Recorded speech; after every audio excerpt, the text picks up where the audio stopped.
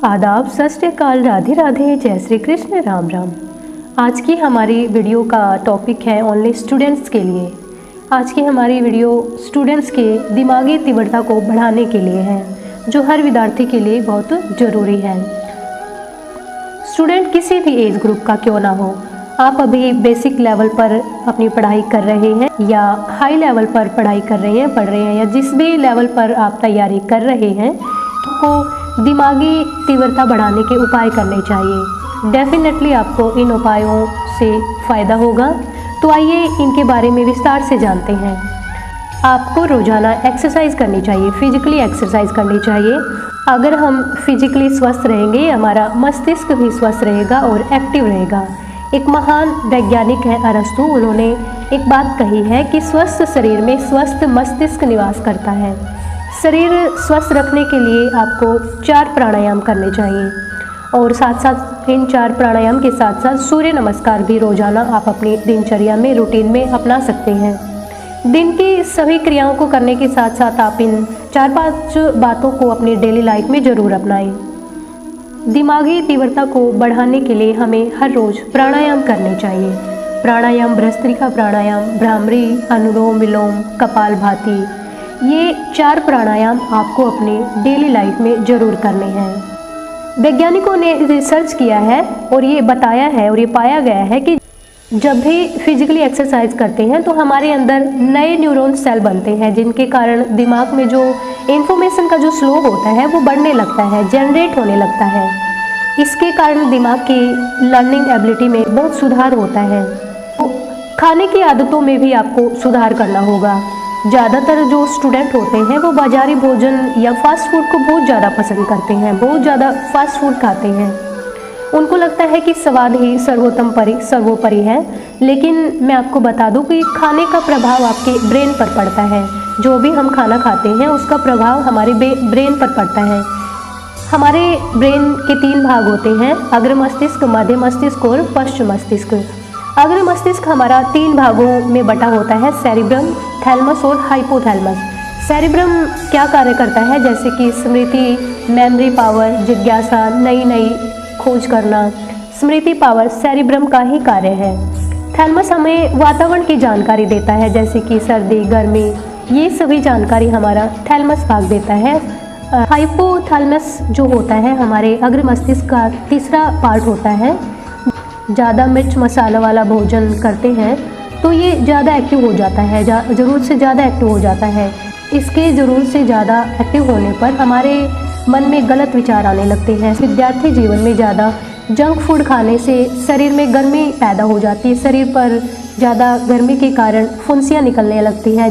ज़्यादा मिर्च मसाले, तामसिक भोजन से हमारे ब्रेन का जो हाइपोथैलमस पार्ट होता है ज़रूरत से ज़्यादा एक्टिवेट हो जाता है, और जिसके कारण बुरे विचारों में, बुरे कार्यों में फंस जाते हैं हम।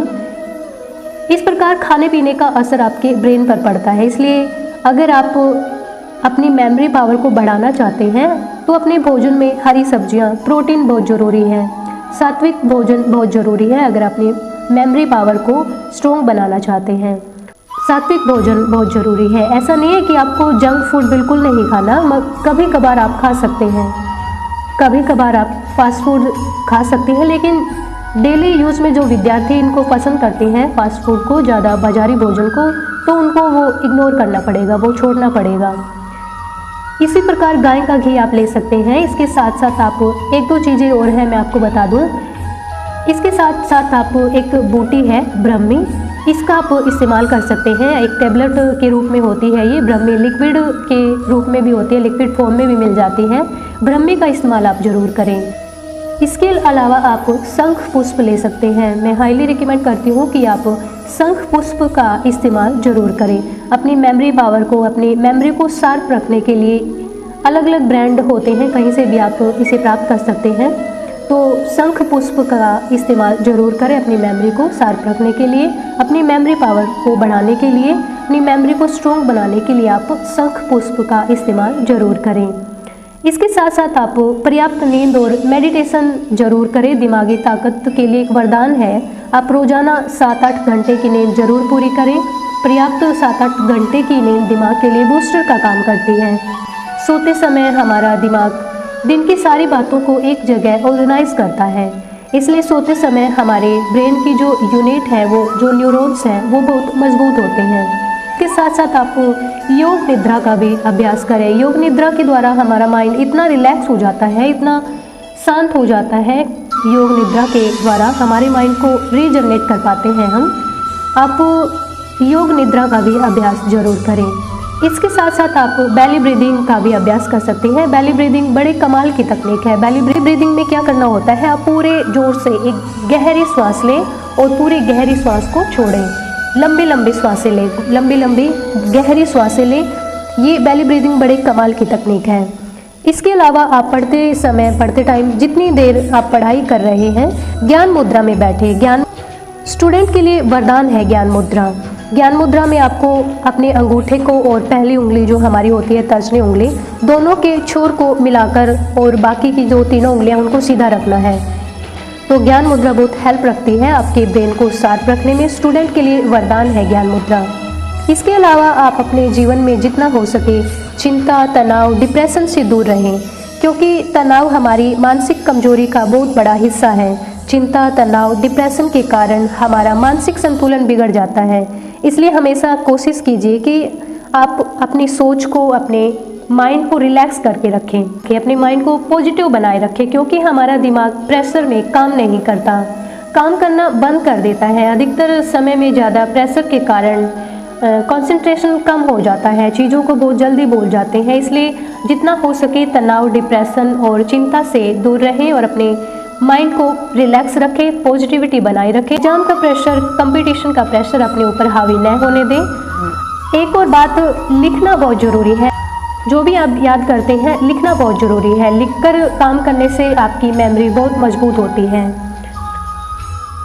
इसके अलावा आप ऐसे गेम कीजिए जैसे कि अपने माइंड को चुनौती दीजिए, चैलेंज दीजिए, चैलेंज वाले गेम कीजिए जैसे कि क्यूब है, शतरंज है। इसके अलावा और भी ऐसे बहुत सारे गेम हैं जो चुनौती वाले होते हैं। अपने माइंड को चुनौती देनी है, आपको चैलेंज करना है अपने माइंड को।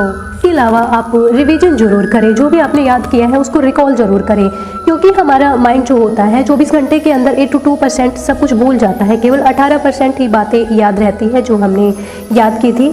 तो इसलिए रिवीजन बहुत ज़रूरी है अपने माइंड को शार्प करने के लिए, अपने माइंड को एक्टिव रखने के लिए, अपने माइंड को स्ट्रॉन्ग बनाने के लिए आपको रिवीजन ज़रूरी है। रिवीजन करना बहुत ज़रूरी है, क्योंकि 18% बातें ही याद रख पाता है हमारा माइंड 24 घंटे में।